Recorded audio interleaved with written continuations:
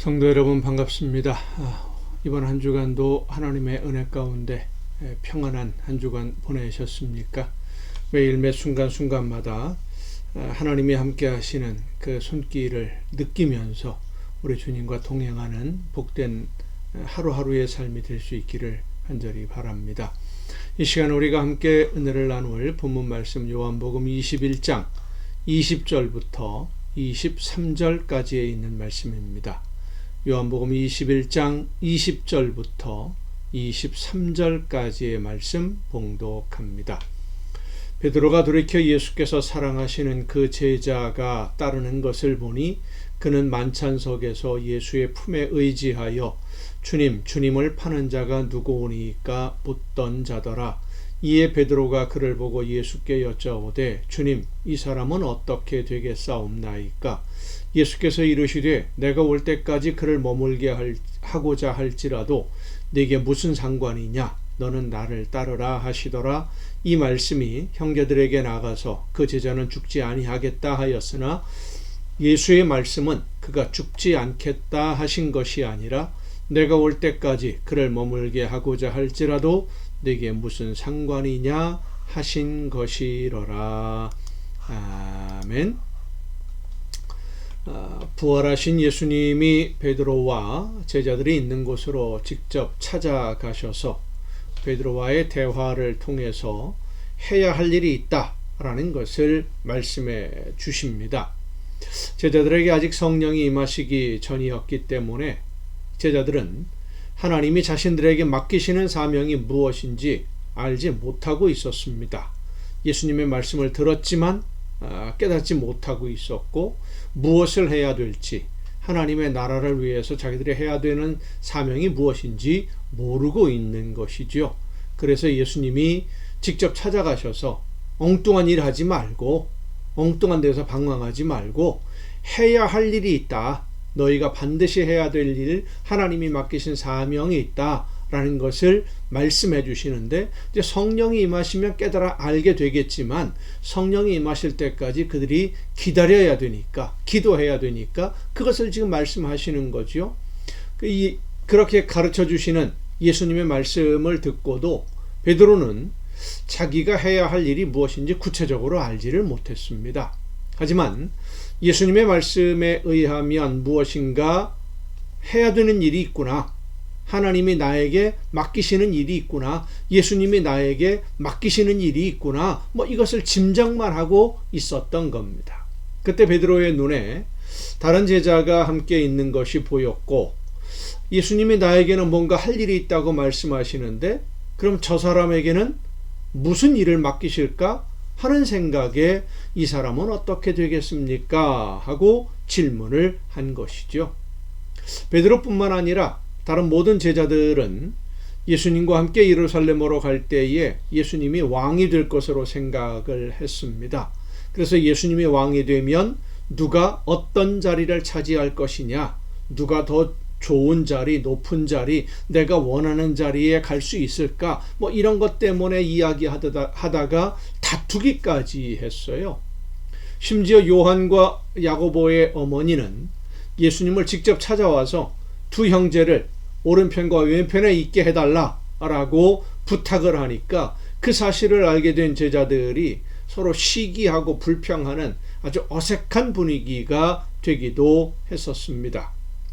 그런데 부활하신 예수님이 베드로를 찾아오셔서 내 양을 먹이라 라고 말씀을 하시니까 예수님의 양을 먹인다는 것이 과연 어떤 일인지 구체적으로 알지는 못하지만 베드로에게는 분명히 예수님과 함께 해야 할 일이 있다라는 것이 분명해진 것이죠.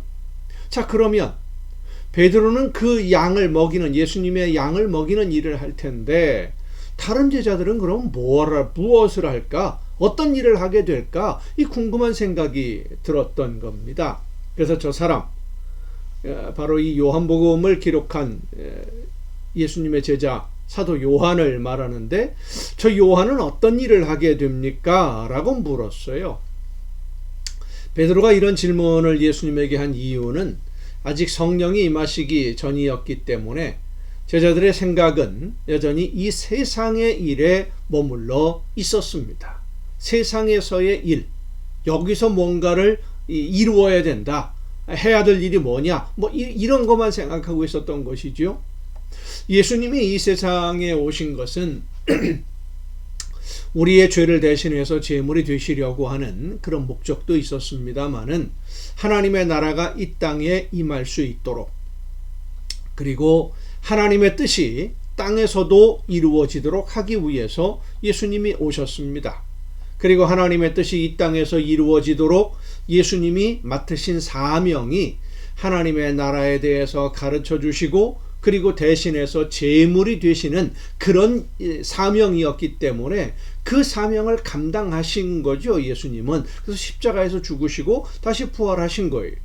그리고 이제 제자들에게 하나님의 나라가 임하도록, 하나님의 뜻이 이 땅에서 이루어지도록 너희들이 해야 될 일이 있다라는 것을 말씀해 주시는데, 성령이 임하시기 전이니까 예수님의 말씀을 들어도 이 제자들이 깨닫지를 못합니다. 그리고 여전히 이 세상에서의 일만 생각하니까 베드로는 저 제자는 어떤 일을 맡게 되겠습니까? 어떤 일을 하게 됩니까? 이렇게 묻는 것이죠.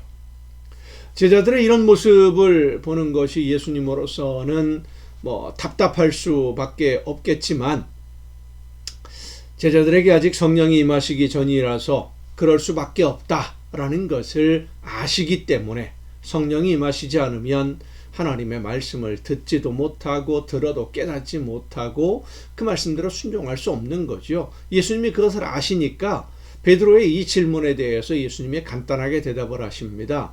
내가 올 때까지 그를 머물게 할지라도 네게 무슨 상관이냐? 너는 나를 따르라. 예수님의 이 말씀을 한마디로 표현하면 이렇습니다. 다른 사람이 하나님에게서 받은 사명이 뭔지 그거 신경 쓰지 말고 너는 너 할 일이 무엇인지만 신경을 써라. 너 할 일 해라.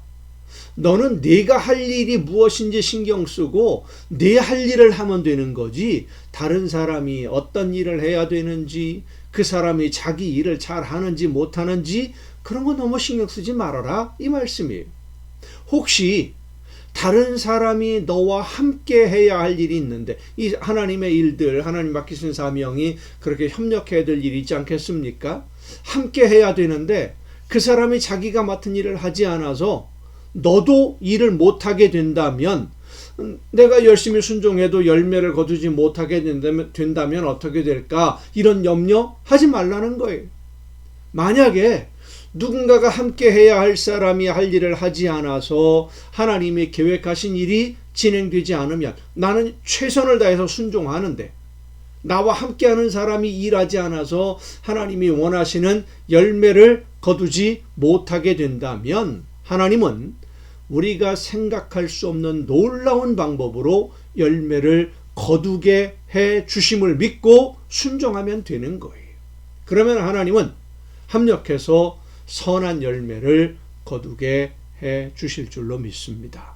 하나님은 하나님의 말씀을 듣고 성령의 인도하심을 따라 순종하는 성도들의 그 순종이 헛되게 되지 않도록 우리가 상상할 수 없는 방법으로 해결해 주심을 믿으시길 바랍니다.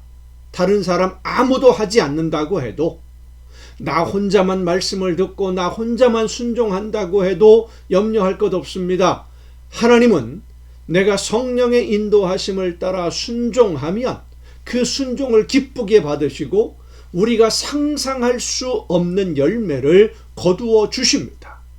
다른 사람이 해야 할 일을 하는지 안 하는지, 다른 사명을 감당하는지 안 하는지 그거 상관하지 말고, 아무도 안 해도 나 혼자서라도 하나님이 나에게 원하시는 뜻이 무엇인지를 말씀해 주셨으면, 내가 깨달았으면 나 혼자서라도 그 사명을 감당하면, 순종하면 하나님의 놀라운 기적이 여러분의 삶에 나타남을 보게 될 줄로 믿으시기 바랍니다. 기도하시겠습니다.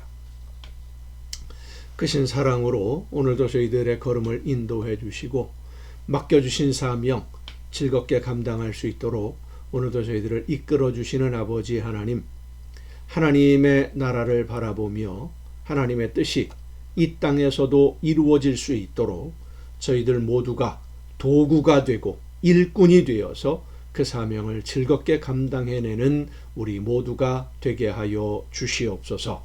이 모든 말씀을 예수님의 이름으로 기도하옵나이다. 아멘. 여러분, 오늘도 수고 많으셨습니다. 내일은 사순절이 시작되는 첫 주일입니다. 예수님의 고난을 깊이 묵상하는 이 사순절 기간 동안 가정 예배를 통해서도 더 깊이 하나님의 말씀을 묵상하고 하나님에게 더 가까이 다가가는 그런 시간들이 될 수 있기를 바랍니다. 이제 마가복음을 우리가 함께 묵상하려고 합니다. 요한복음과 이렇게 중복되는 부분 내용들도 상당히 많이 있습니다만은 마가복음을 통해서 또 우리에게 말씀해 주시는 하나님의 음성을 듣는 이 귀한 가정 예배가 될 수 있기를 바랍니다. 여러분, 내일 뵙겠습니다.